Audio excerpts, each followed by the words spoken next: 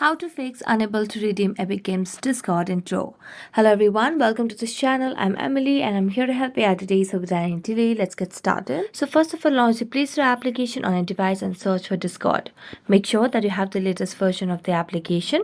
So as you can see on the screen, there is no option of update, which means we have the latest version of the application.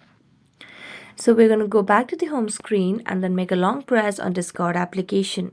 Then tap on App Info, and as you tap on App Info, it will lead us to a new page where you'll be able to see the option of Clear Data at the bottom right corner of the screen. So tap on Clear Data and then tap on Clear Cache and then tap on OK. Next, tap on the app permissions and make sure that you have toggled on all the required options by going to each option and giving that access. Now, as you give you access to all these options, you can just go and relaunch the application and you'll be able to see the issue has been solved. So thank you so much for watching this video. See you next time.